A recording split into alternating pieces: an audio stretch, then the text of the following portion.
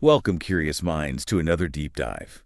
Today, we're really jumping into the incredible and pretty complex world of childhood health and development. It's quite a journey, isn't it? Absolutely, it starts with these tiny reflexes and goes all the way through, well, sometimes complex conditions, all while watching this amazing growth happen. Right. So our mission for you today, really, is to sift through this big pile of sources. We've gathered articles, research, expert notes, and pull out the most vital insights. Yeah, the actionable stuff. Exactly. Think of it as your roadmap, kind of to understanding this whole growing up process. And our goal is to help you get a real handle on the key milestones, those little red flags maybe, and why certain interventions are so critical. We want to distill it down so it's, useful so you feel equipped. Okay, let's unpack this then, starting right at the beginning. These developmental milestones. It really is like a roadmap, isn't it? It is. What are those key signs of progress we should be looking out for? Well, it's a fascinating progression. Really early on, infants, they usually roll from tummy to back around 6 months. 6 months, okay. Then maybe around 8 months, sitting up on their own. Unassisted. Really. Yeah.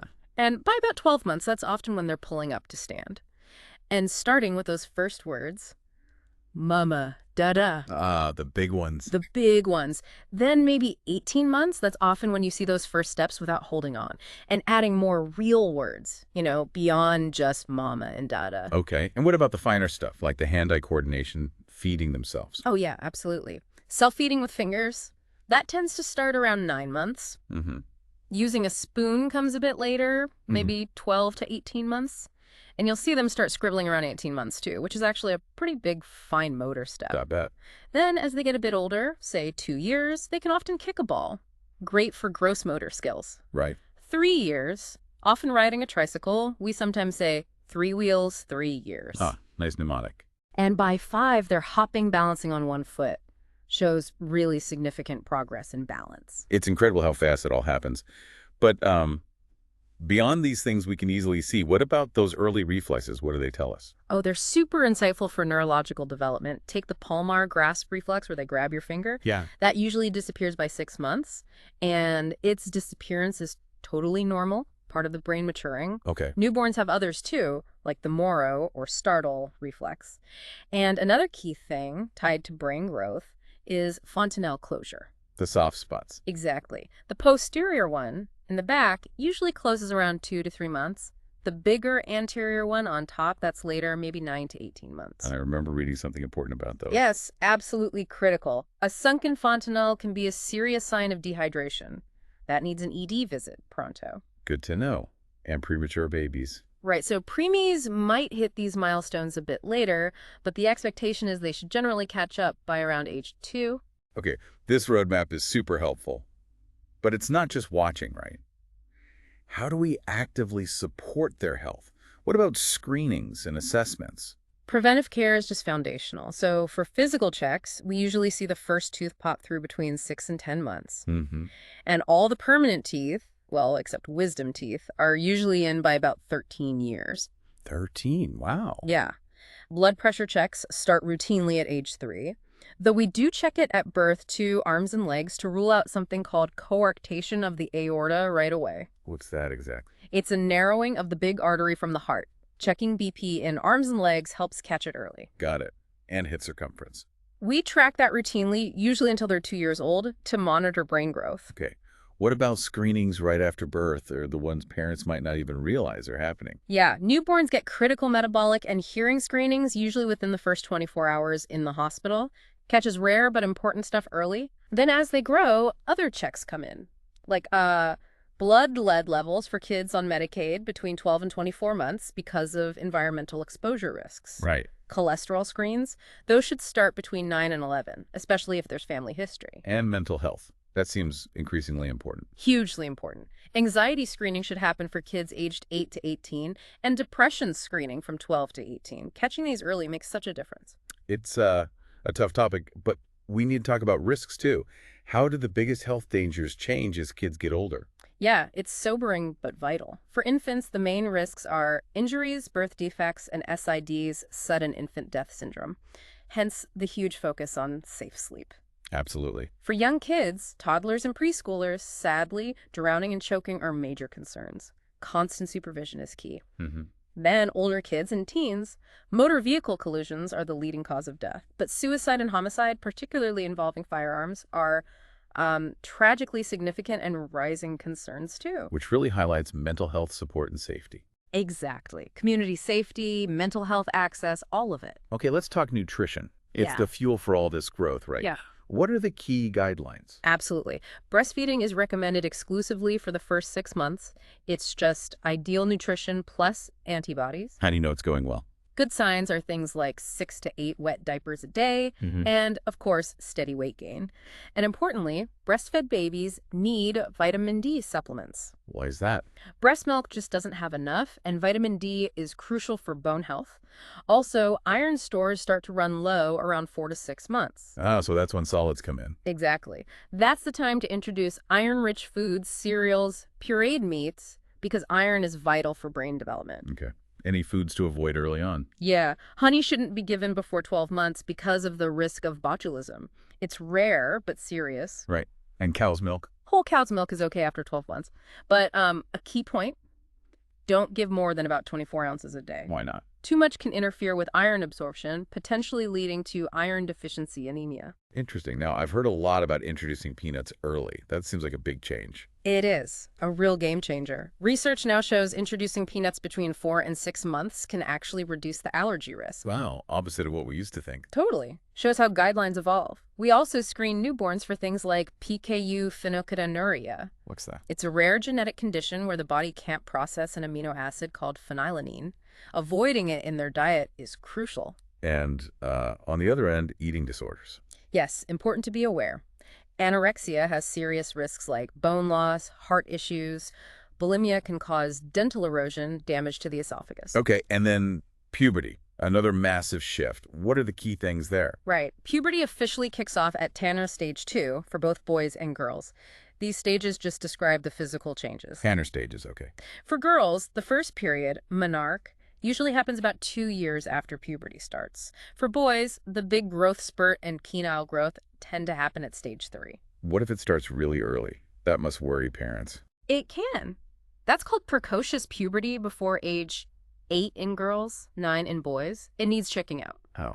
Usually with a bone age x-ray, some labs, and a referral to endocrinology. Could affect adult height or signal something else. Makes sense. Anything else about puberty? Yeah, a couple things. Asymmetry in breast development. Totally normal. Doesn't usually mean anything's wrong. Okay. Also, if a girl hasn't had a period by 16, that's primary amenorrhea that needs looking into. And after their first period, girls typically grow about another 2 inches or so. Good to know. All right, last foundational piece. Vaccinations. Critical stuff. Key takeaways. Hugely critical. Live vaccines like MMR and varicella for chickenpox, those are given at 12 months. Why wait till 12 months? Because antibodies the baby got from mom can interfere before then, making the vaccine less effective. Ah, okay. And importantly, live vaccines are generally avoided in kids who are immunocompromised or on high-dose steroids, things like that, for safety. Right. What if you don't know a child's vaccine history? Good question. If they're under 7, they need DTaP. If they're 7 or older, they need Tdap. Easy way to remember. D for younger, T for taller, older kids. Got it. Okay, let's pivot now, away from typical development towards specific health conditions. System by system, starting with the heart. Okay, cardiac concerns. In infants, signs of an undiagnosed heart defect can be subtle. Maybe trouble breathing, fast breathing, nasal flaring, sweating a lot with feeding. Sweating, really? Yeah, even with minimal activity. For coarctation of the aorta, that narrowing we mentioned, suspect it if the blood pressure is much higher in the arms than the legs. Weaker pulses in the legs, too. Okay. What about holes in the heart, like ASD or VSD? Right. Atrial and ventricular sepal defects. They're usually acyanotic, no blue tint. They can cause systolic murmurs. Bigger ones might cause diastolic murmurs, too. VSDs are more likely to cause heart failure symptoms. And murmurs. Are they always serious? Not always, but here's a critical alert. Any diastolic murmur or any murmur in a baby under 1-year-old needs an immediate cardiology referral. Don't wait on that. Okay, noted. What about Kawasaki disease? Yeah. Sounds pretty unique. It is. It's an inflammation of blood vessels, mostly in young kids, classic signs. Fever over 5 days that won't break. Strawberry tongue. red eyes, peeling rash on hands and feet. Sounds serious. It needs prompt treatment with IVG and high-dose aspirin. This is one of the rare times aspirin is used in kids for its anti-inflammatory effect here. Helps prevent heart artery problems like aneurysms. So straight to the ED for that. Absolutely. Suspected Kawasaki goes to the emergency department. Okay. Moving down to the gut, GI issues, often a source of worry. For sure. Encopresis, that's involuntary stooling in a potty-trained child, usually from chronic constipation causing a blockage, then leakage around it. Big emotional toll. How is it treated? Stool softeners, regular toilet routine. Takes time and patience. Right. Then there are those urgent ones. Yes. Pyloric stenosis in infants, that forceful projectile vomiting. You might feel an olive-shaped mass in their upper belly. Needs ultrasound and urgent ED referral for surgery. And intuiception, where the bowel telescopes into itself. Sudden, severe colicky pain, sometimes jelly-like stools, maybe a sausage-shaped mass. Also ultrasound, also urgent ED referral. And what about just regular infant reflux, the spitting up? Very common, usually due to an immature muscle at the bottom of the esophagus. It typically gets better by 12 months. Does it need medicine? Usually not, unless it's really severe, affecting weight gain or causing lots of distress. Then maybe short-term meds, but often it just resolves on its own. All right, let's talk musculoskeletal, bones, joints. Always growing, sometimes breaking. Right. Kids' bones have growth plates. Salter-Harris fractures involve those plates. If they're bad, type 3 or worse, they need an orthopedist because they can affect growth. Okay. What about nursemaid's elbow? Radial head subluxation. Very common in toddlers after being swung by the arms. The lower arm bone pops out slightly at the elbow. Painful. Yeah, they won't use the arm. But it's usually easily fixed with a quick maneuver in the office. Immediate relief, usually. Wow. And hip issues, DDH. Developmental dysplasia of the hip. The hip joint isn't formed right. We check for it in infants with Ortolani and Barlow maneuvers. Look for unequal leg lengths. Uneven butt creases the Galeazzi sign. Confirmed with ultrasound, needs ortho referral. And there's a more serious hip thing in older kids. Yes, slipped capital femoral epiphysis, or SCFE, an orthopedic emergency. The top of the thigh bone slips off its growth plate, often in adolescence. How does that present? Can be anything from a limp to severe hip or knee pain. Can't walk sometimes. Key tip. Always check the hip if a kid has knee pain. Hip problems often refer pain down there. Good tip. What about Osgood-Schlatter? Sounds painful. It is. Pain right over that bump below the kneecap, the tibial tuberosity. Common in active teens during growth spurts. ICE, NSA aids, rest usually helps. And scoliosis. That sideways curve in the spine, we measure it with the Cobb angle. If it gets to 25 degrees or more, they might need bracing or even surgery. Also, if it shows up before age 11, needs a closer look, could be something else going on. Any special notes for sports physicals? Yeah, kids with Down syndrome need a C-spine x-ray to check for atlantoaxial instability before contact sports. Kids with Marfan syndrome need cardiac clearance. Got it. Okay, genitourinary system next. GU issues. Right. Vesicrotal reflux, VUR, urine backs up from the bladder into the ureters, sometimes kidneys, can cause UTIs, kidney damage. Diagnosed with a VCUG test, VCU. voiding cystoretrogram, an x-ray while they pee. Grade 3 or higher VUR usually gets referred to urology. And UTIs in little kids. Can be tricky. Might just have fever, poor appetite, vomiting. If it's the first UTI in a child under 2 or one not potty trained, they need a kidney and bladder ultrasound to check for structural problems. Okay. And that childhood kidney cancer. Wilms tumor or nephroblastoma, often found as a small belly mass near the flank, usually doesn't cross the midline. And remember that critical point, do not palpate it deeply. It can rupture, needs immediate attention. Definitely. What about testicular conditions? Cryptorchidism, undescended tests, needs referral if not down by 6 months because it increases testicular cancer risk later. Hydrocele is just fluid around the testes, usually resolves on its own, but testicular torsion, that's an emergency. Sudden, severe pain. A key sign is an absent cremasteric reflex. The testicle doesn't pull up when you stroke the inner thigh. Needs surgery fast. Okay, big difference there. Now, shifting gears. Psychosocial development, ADHD, autism. Right. ADHD core signs are hyperactivity, impulsivity, inattention. It's a neurodevelopmental thing, treated often with stimulants like methylphenidate or amphetamines. Need to monitor those closely, right? Absolutely. Height, weight, heart rate, blood pressure need regular checks because of potential side effects. And autism spectrum disorder. It's a spectrum affecting social interaction and behavior. Signs can include speech delays, avoiding eye contact, trouble with social cues, maybe losing skills they once had. When is it usually picked up? We screen with the MC-Chat questionnaire. Most diagnoses happen between 18 months and 2 years when those differences become more apparent. Early intervention is key. Okay, let's keep going. Neurologic and genetic clues next. Sometimes the body gives subtle hints. It really does. Like cafe au lait spots those light brown birthmarks, 6 or more before puberty. Might suggest neurofibromatosis, a genetic nerve condition, needs investigation. Interesting. What A else? sacral dimple or a little patch of hair low on the back could point towards spina bifida, needs checking out. Febrile seizures common with high fevers in young kids. They can recur, but importantly, they don't increase the risk of epilepsy later. That's reassuring. Yeah. And fetal alcohol syndrome recognizable facial features. Thin upper lip, smooth philtrum, low nasal bridge from alcohol exposure and pregnancy. And specific genetic syndrome. Turner syndrome is one. It's 45X in girls missing an X chromosome. Leads to short stature, webbed neck, often delayed puberty and fertility issues. Okay. And for boys? Klinefelter syndrome, 47,000XY, and extra X chromosome. Often causes low testosterone, underdeveloped tests, infertility, maybe developmental delays too. Knowing these helps provide the right support. Okay. Let's move up to ENT and eyes. Sore throats, ear infections, vision issues. Common stuff. Very common. Strep throat versus mono both cause sore throat, fever, swollen nodes. But strep often has that white pus on the tonsils, maybe little red spots on the roof of the mouth. Amoxicillin is first line for strep, unless allergic. Mono is viral, just supportive care. Watch for that enlarged spleen. But here's a tricky bit. If they have both strep and mono, avoid amoxicillin. Why? It can cause a massive full-body rash in people with mono. Use PenVK or other alternatives instead. Good to know. What about a one-sided runny nose? Especially if it's foul-smelling. Suspect a nasal foreign body. Something stuck up there. Okay. And eye findings. What's urgent? Leukocoria, that white reflex in the pupil instead of red when you shine a light, that's an urgent referral to ophthalmology. Could be retinoblastoma, an eye cancer, or cataracts. Wow. And misaligned eyes. Strabismus. If it's still present after 4 months old, needs referral too. Can lead to amblyopia or lazy eye if not corrected. Got it. Respiratory next. Breathing issues are constant worries. They are. Obstructive sleep apnea, OSA. Red flags.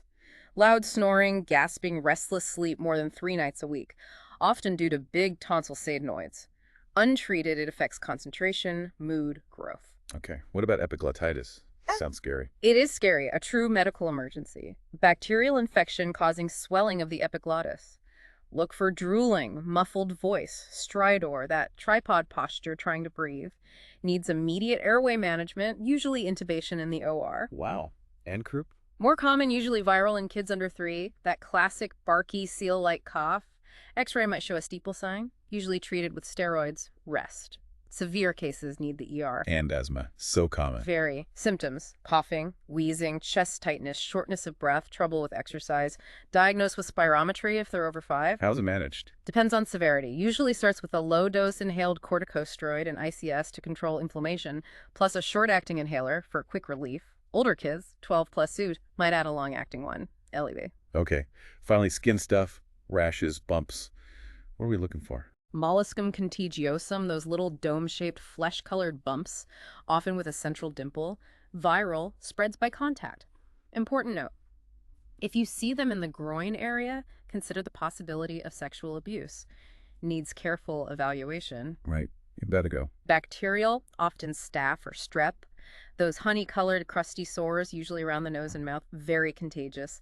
Topical mupirocin for mild cases, maybe oral antibiotics if it's widespread. And all those viral rashes. How do you tell them apart? They have key features: fifth disease, slap cheek look, Okay. roseola. High fever first, then the rash appears as the fever breaks, usually on the trunk. Interesting sequence. Pityriasis rosea starts with a bigger herald patch than the Christmas tree pattern rash. Measles has Koplik spots inside the mouth, plus cough, runny nose, red eyes, the 3 Cs. Right. Rubella is milder, maybe a 3-day course. Chickenpox has those itchy spots in all stages at once: bumps, blisters, crusts.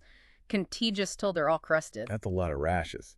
Okay, so we've covered a huge amount today. What's the big takeaway? Well, from those predictable growth patterns to spotting urgent warning signs, really understanding these details empowers you.